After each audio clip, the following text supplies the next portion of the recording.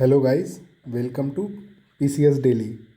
आज हम देखेंगे 28 जुलाई 2026 का करंट अफेयर। तो हमारी पहली न्यूज़ है, Maharashtra tops PLI auto scheme with 66 manufacturing units.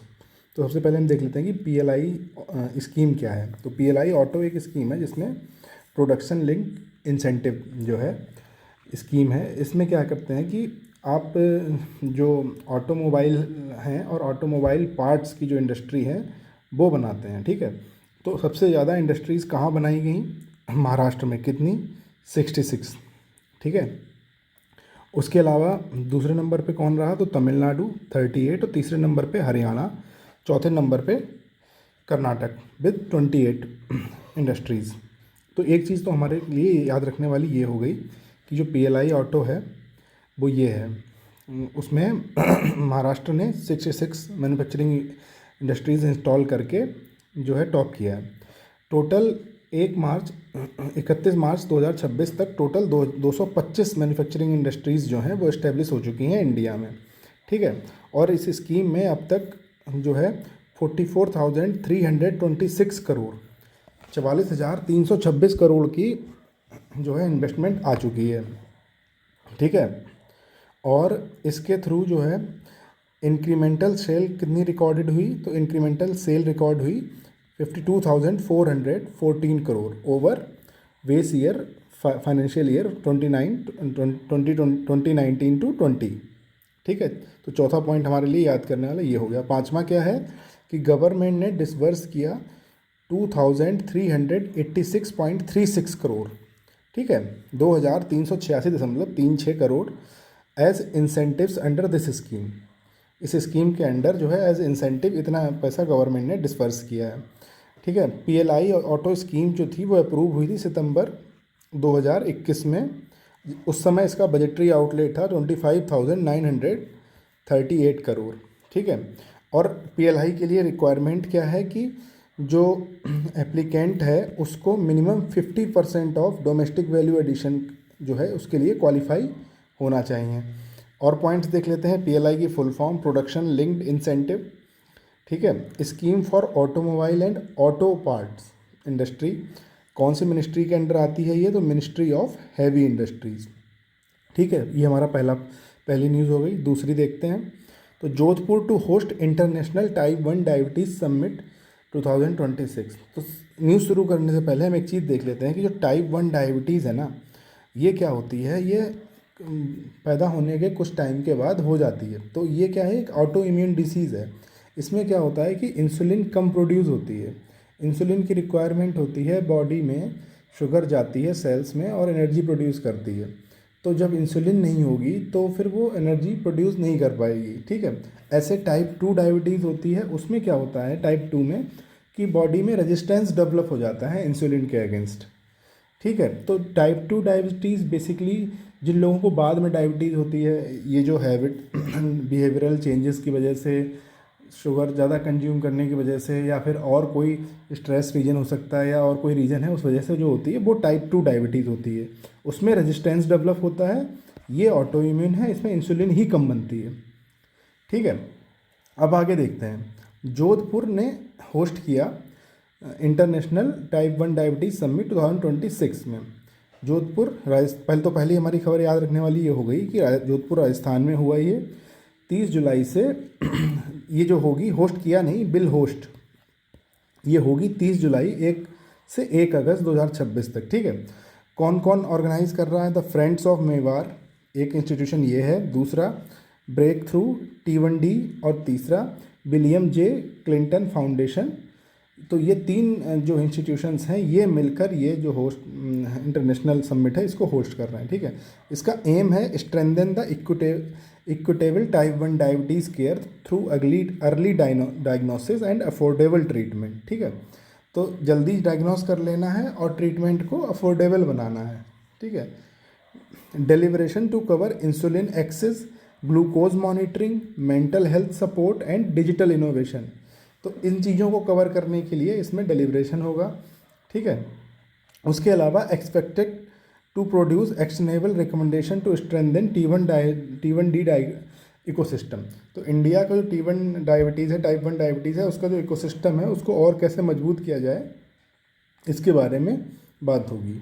ठीक है, कहाँ इंपॉर्टेंट याद रखना कि जयपुर, जोधपुर, राजस्थान के अंदर, और 3 ऑर्गेनाइजेशन थे, friends of Mewar, breakthrough, T1D, William J Clinton Foundation. फिर अगली न्यूज़ देखते हैं। तो सारनाथ जो है, Sarnath becomes India's 45th UNESCO's world heritage site. तो अब इसमें क्या क्या याद रखने वाले पॉइंट है। तो सबसे पहला पॉइंट तो यही है कि सारनाथ जो यूपी में है वो वर्ल्ड हेरिटेज साइट में ऐड हो गया यूनेस्को की लिस्ट में। दूसरी चीज़ ये है कि ये जो रिकॉग्निशन दिया गया, ये 48th session of world heritage committee कहाँ पे हुई, बुसान, साउथ कोरिया। ठीक है, सारनाथ फेमस क्यों है, क्योंकि गौतम बुद्धा ने वहाँ अपना पहला सरमन दिया था। इसको बोलते हैं क्या है बुद्धिज़्म में, तो इसको बोलते हैं धर्म चक्र प्रवर्तना। ठीक है, ये इंपॉर्टेंट है, बहुत बार आ चुका है। सारनाथ क्यों फेमस है और इसको बोलते क्या हैं, स्टैटिक जीके का भी पार्ट है ये। ठीक है, फिर अगली चीज़ याद रखने वाली है कि अशोक की लाइन कैपिटल भी सारनाथ से, जो लाइन कैपिटल हम आजकल देखते हैं, जो भारत का स्टेट सिंबल है, नेशनल एम्बलम है, वो कहाँ से मिला है, सारनाथ से। ठीक है, उसके अलावा जो 4 मेजर बुद्धिस्ट पिलग्रमेज हैं, कौन कौन से, लुम्बिनी महाबोधि टेम्पल, सारनाथ और कुशीनगर। कुशीनगर में क्या हुआ था, महापरिनिर्वाण। महापरिनिर्वाण मतलब बुद्धा जी ने वहाँ पे अपने प्राण त्यागे थे। ठीक है, और लुम्बिनी कहाँ पे है, तो ये नेपाल में है, महाबोधि टेम्पल है। ठीक है, तो और क्या कहते हैं, महाबोधि टेम्पल कहाँ पे है, तो बोधि ट्री कहाँ पे है, तो ये बिहार में है बोधि ट्री। ठीक है, गया में, और सारनाथ जो कि यूपी में है। तो ये 3 साइट्स हैं, ये 4 में से, टोटल 4 में से ये 3 साइट जो हैं यूनेस्को की वर्ल्ड हेरिटेज साइट पे आ चुकी हैं। ठीक है, उसके अलावा क्या है कि अच्छा, कुशीनगर में इन्होंने जो प्राण त्यागे थे, तो ये इसको बोलते हैं महापरिनिर्वाण। ठीक है, उसके अलावा क्या है कि अब इंडिया के पास 45 यूनेस्कोज वर्ल्ड हेरिटेज साइट्स हैं, जो इसमें इंडिया की रैंक जो है 6th आ चुकी है ग्लोबली, और दूसरी आ चुकी है एशिया पैसिफिक में। मतलब कि 6ठे नंबर पे इंडिया स्टैंड करता है UNESCO's world heritage site world में, और 2nd नंबर पे है एशिया पैसिफिक में। ठीक है, फिर अगली न्यूज़ देखते हैं। तो Uttarakhand aims to become the spiritual capital of the world. Uttarakhand का ये टारगेट है कि हम स्पिरिचुअल कैपिटल ऑफ वर्ल्ड बन जाते हैं। तो इस्टेब्लिश उन्होंने एक, जो वहाँ के सीएम है पुष्कर सिंह धामी, उन्होंने एक विज़न दिया कि हम इस्टेब्लिश करेंगे देवभूमि उत्तराखंड को as spiritual capital of the world. ठीक है, इसमें प्रोजेक्ट क्या है, तो केदारखंड मानस खंड टेम्पल सर्किट मिशन, एक ये प्रोजेक्ट है। दूसरा है हरिद्वार ऋषिकेश कॉरिडोर, और तीसरा है शारदा कॉरिडोर। तो ये 3 प्रोजेक्ट हैं उसके। अब उन्होंने बताया कि चार धाम यात्रा crossed 4.5 million pilgrimage with in 2 month. Start होने से के तुरंत अंदर 4.5 मिलियन, अच्छा 1 मिलियन में 10 लाख होते हैं। ठीक है, तो 4.5 मिलियन का मतलब हो गया इंटू 10 करो तो 45 लाख, इतने लोग 2 महीने में जा चुके हैं 4 धाम यात्रा में। First batch of Kailash Mansarovar यात्रा फ्लैग्ड ऑफ ऑन 5 जुलाई, पहला बैच 5 जुलाई से स्टार्ट हुआ। और स्टेट ये भी प्रिपेयर कर रहा है कि हम एक बड़ा सा कुंभ मेला भी ऑर्गेनाइज करेंगे 2027 में। याद रखने वाली बात 3 चीज़ें हैं। एक तो ये कि जो ये वर्ल्ड स्पिरिचुअल लीडर बनना है, spiritual capital of the world, तो इसमें कौन कौन से प्रोजेक्ट हैं, तो केदारखंड मानसखंड टेम्पल सर्किट है, हरिद्वार ऋषिकेश कॉरिडोर है, और शारदा कॉरिडोर है। ठीक है, अगली न्यूज़ देखते हैं। तो scientist develop borophene based green lubricant for energy. तो साइंटिस्ट ने क्या करा है कि वोरोफिन के बेस पे एक ग्रीन जो लुब्रिकेंट है एनर्जी एफिशिएंसी के लिए, उसको डेवलप किया है। ठीक है, तो जो साइंटिस्ट हैं किसके, IASST। तो IASST की फुल फॉर्म क्या है, तो ये है institute of advance studies in science and technology.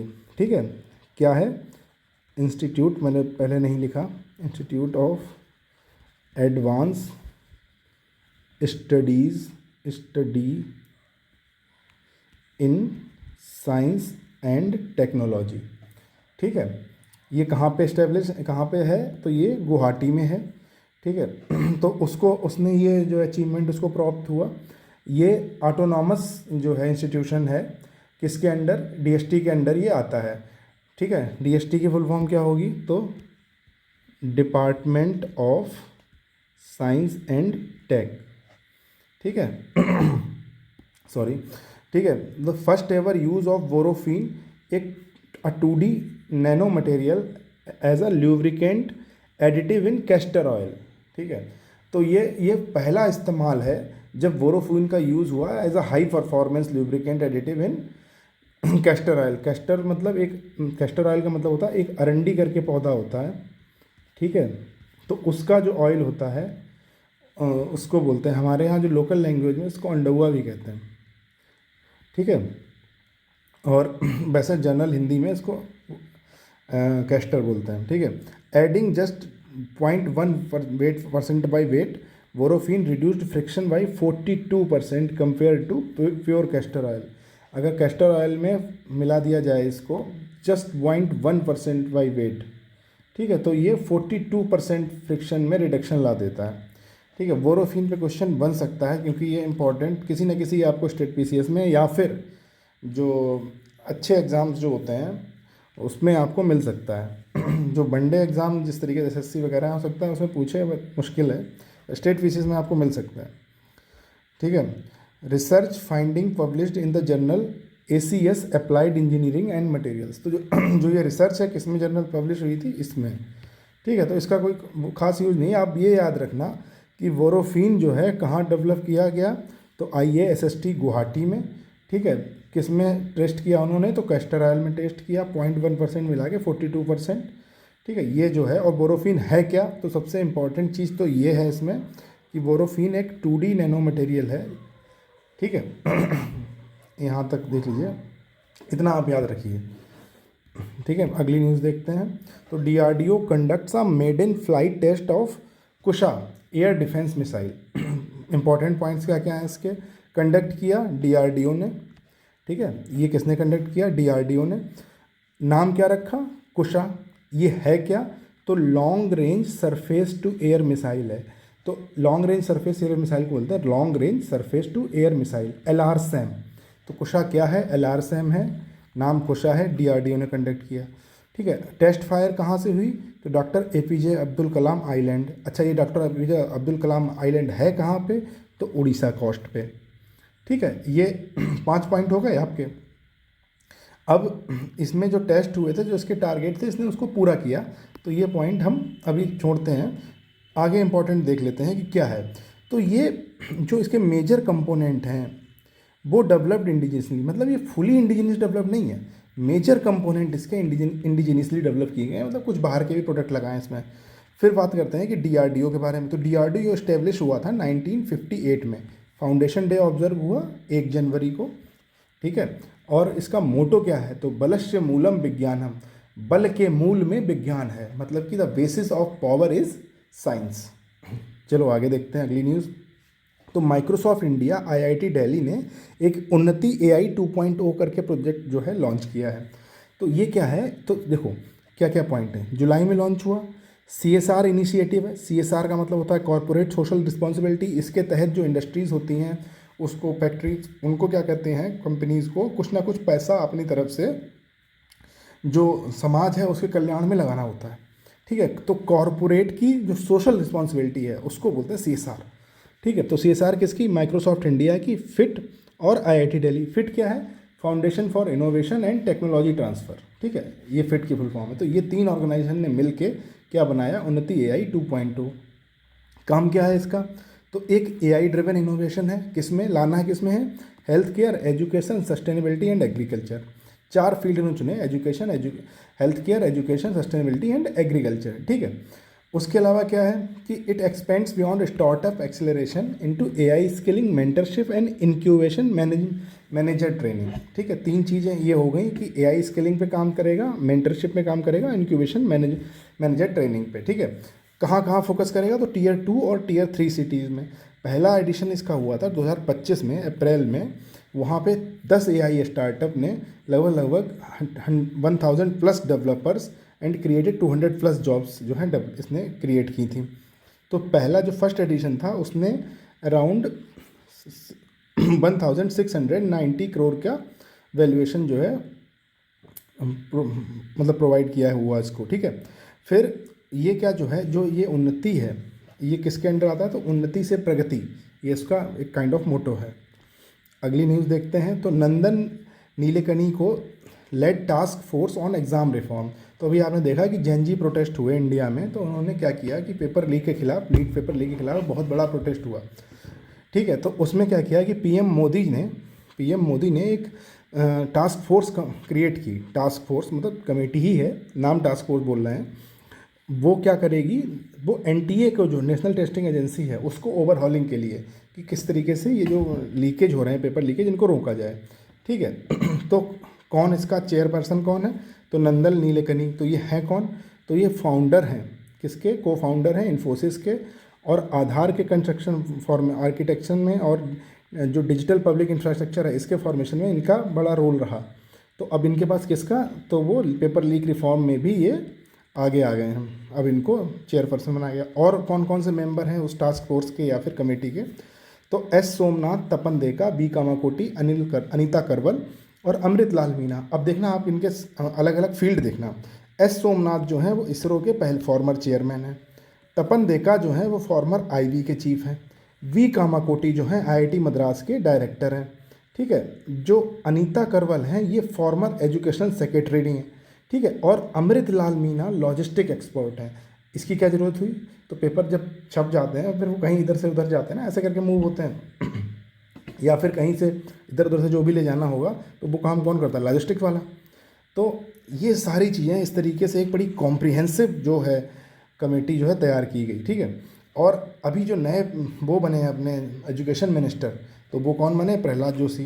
Resignation किसने दिया, तो धर्मेंद्र प्रधान ने दिया, ठीक है। तो चलिए अब अगली न्यूज़ देखते हैं। Bihar eco tourism push begin with a new master plan. तो जो न्यू मास्टर प्लान है उसमें क्या है, तो उन्होंने एक comprehensive eco tourism master plan बनाया जिसमें 7 डिस्ट्रिक्ट्स कवर होंगे। पहला पॉइंट तो ये हो गया, कौन सा, तो पश्चिम चंपारण, वेस्ट चंपारण, रोहतास, कैमूर, जमुई, बांका, वाल्मीकि नगर और नवादा, ठीक है। ये जो डिस्ट्रिक्ट हैं ये कवर होंगे, 7 डिस्ट्रिक्ट। इसमें क्या क्या है, तो जो नेचर की ट्रेल्स हैं, कैनोपी वॉक हैं और जंगल सफारी, कहाँ पे, वाल्मीकि टाइगर रिजर्व में। इसके अलावा वेटलैंड एंड वाटरफॉल सर्किट कौन सा, तूतला भवानी एंड धुआं कुंड। तूतला भवानी और धुआं कुंड ये कहाँ पे हैं, रोहतास डिस्ट्रिक्ट में। और करकट्टा कहाँ पे है, तो ये कैमूर में है। तो इस तरीके से ये मास्टर प्लान इन्होंने डेवलप किया बिहार गवर्नमेंट ने, ठीक है। अगली न्यूज़ देखते हैं। तो Mirabai Chanu completes golden travel eight Glasgow 2026। तो इसका क्या मतलब हुआ, तो इसका मतलब हुआ कि मीराबाई चानू ने, अब देखो मीराबाई चानू को इस बार गोल्ड मिल गया है, ठीक है। 2026 में वेट कैटेगरी क्या थी उनकी, 48। तो ये दोनों पॉइंट याद रखने हैं कि पहला गोल्ड किसने जीता, मीराबाई चानू ने 2026। अच्छा, कॉमनवेल्थ गेम हो कहाँ रहे हैं 2026 के, तो ग्लासगो में हो रहे हैं, एक पॉइंट ये भी है। हर एक पॉइंट याद रखने वाला है इस तरीके से, ठीक है। तो 48 केजी के वेट लिफ्टिंग कैटेगरी में उनको मिला है। अब उन्होंने कितना वेट लिफ्ट किया, तो टोटल 190 केजी का, 85 स्नैच में और 105 क्लीन एंड जर्क में, ठीक है। इस तरीके से उन्होंने वेट लिफ्ट किया। ये उनका 3rd कॉन्जिक्यूटिव कॉमनवेल्थ गेम है, golden travel 3rd consecutive Commonwealth game for Chanu. मतलब इससे पहले जो 2022 का बर्मिंघम में हुआ गोल्ड, 2018 गोल्ड कोस्ट में हुआ उसमें भी गोल्ड, अभी जो कॉमनवेल्थ ग्लासगो में हुआ उसमें भी गोल्ड। और इनका जो पहला जब इन्होंने डेब्यू किया था 2014 में ग्लासगो में ही इन्होंने डेब्यू किया था, तब 170 केजी उठा के इन्होंने क्या किया था, सिल्वर जीता था, ठीक है। ये और बात थी कि वो जो इंटरनेशनल वेट लिफ्टिंग फेडरेशन है उसने इनके 49 केजी को 48 केजी में इसको डिसकंटिन्यू करके 48 केजी में इनको फाइट करने को बोला, ठीक है। अच्छा, सेकंड नंबर पे कौन रहा, तो सिल्वर मेडल 22 केजी में सिल्वर मेडल वाली जो प्लेयर थी रुथ असुकियो न्योंग ऑफ नाइजीरिया, उनसे ये 22 केजी ज़्यादा उठाई, ठीक है। मतलब इन्होंने 180 उठाया, उससे 22 केजी कम, तो उन्होंने कितना उठाया होगा, 168 केजी, ठीक है। कितना, 168 केजी इन्होंने उठाया, रुथ असुकियो न्योंग ऑफ नाइजीरिया। इंपॉर्टेंट चीज़ें याद करने वाली क्या है, फिर से बोल देता हूँ। ग्लासगो में हुआ 2026 का Commonwealth game, 48 weight lifting category में इंडिया का पहला गोल्ड जीता, 190 केजी उठाया। 85 स्नैच में, 105 क्लीन एंड जर्क में। थर्ड कॉन्जिक्यूटिव कॉमनवेल्थ गेम है एक ये 2026 वाला, फिर बर्मिंघम में जो हुए थे 2022 में, और गोल्ड कोस्ट में 2018 में और इन्होंने डेब्यू कैसे किया था तो 2014 में Glasgow Commonwealth game silver medal जीत के, जिसमें 170 kg इन्होंने उठाया था। ठीक है, चलिए अगली न्यूज़ देखते हैं। तो यूपी इम्प्लीमेंट्स निपुण लक्ष्य टू ओवरहॉल प्राइमरी एजुकेशन। तो प्राइमरी एजुकेशन जो है उसको इम्प्रूव करने के लिए यूपी ने निपुण लक्ष्य करके एक अपना जो है इम्प्लीमेंट की है स्कीम। तो ये जो स्टेट वाइड जो है FLN है, ट्रांसफॉर्मेशन ड्राइव है। FLN का मतलब क्या होता है, तो फाउंडेशनल लिटरेसी एंड न्यूमरेसी, मतलब बेसिक जो जानकारी जो पढ़ पाओ और थोड़े नंबर कैलकुलेट कर पाओ। ठीक है, अलाइंड विद नेशनल भारत निपुण भारत मिशन। ठीक है, जो नेशनल निपुण भारत मिशन है उससे अलाइन करता है। ये टारगेट करेगा grade 1 to 3 writing and maths proficiency. ठीक है, 10 क्लासरूम प्रैक्टिस। अब देखिए, अब जो क्लासरूम में हम जैसे पढ़ते हैं ना, जो नेचुरल तरीका होता है कि आप पढ़ रहे हो, फिर टीचर आ रहा है आपको बता रहा है, आप पढ़ रहे हो लिख रहे हो, तो उसको हटाकर ये क्या कर रहे हैं कि ice breaker, workbook, peer learning और मैथ्स किट्स जो हैं ये प्रोवाइड कराएंगे। इस तरीके से 10 जो हैं ऐसी प्रैक्टिसेस हैं जो थोड़ी चेंज करेंगे, जिससे कि लर्निंग थोड़ी सी क्या कहते हैं ज़्यादा इंटरेस्टिंग बने और बच्चे थोड़े अच्छे से उसको सीखने का प्रयास करें। ठीक है, एक daily remedial teaching time block जो है इंट्रोड्यूस किया जाएगा।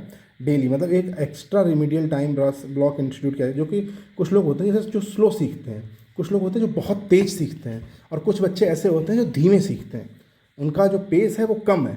ऐसा नहीं है कि वो बुद्धू हैं, उनका सीखने का तरीका जो है थोड़ा धीमा है, पर उनको रिटेन ज़्यादा होता है। तो ऐसे जो बच्चे हैं स्लो लर्नर्स, उनके लिए डेली रेमेडियल टीचिंग क्लासेस के लिए अलग से टाइम ब्लॉक दिया जाएगा। ठीक है, और स्टूडेंट की जो ट्रैकिंग होगी उसको डिजिटली ट्रैक करेंगे। कैसे, एक निपुण लक्ष्य ऐप करके लॉन्च की है, निपुण लक्ष्य ऐप। ठीक है, इससे वीकली माइक्रो क्विज़ के थ्रू उसको मॉनिटर करेंगे। ठीक है, मास ट्रेनिंग वर्कशॉप जो है वो 5 लाख प्राइमरी टीचिंग एजुकेटर जो हैं उनके लिए मास ट्रेनिंग वर्कशॉप भी प्लान की गई है। Regular PTA parent teacher meeting होगी, और शिक्षा संकुल to involve communities in monitoring the progress. तो पेरेंट टीचर मीटिंग इन्वॉल्व करेंगे, और शिक्षा संकुल का मतलब है कि जो टीचर्स हैं उनके क्लस्टर्स। ठीक है, टीचर क्लस्टर्स, तो इसके थ्रू इसकी मॉनिटरिंग की जाएगी। ओके, तो आज की हमारी न्यूज़ में जो करंट अफेयर है उसमें इतना ही। मिलते हैं आपको 29 जुलाई के करंट अफेयर में। Till then keep working hard. Thank you, bye bye.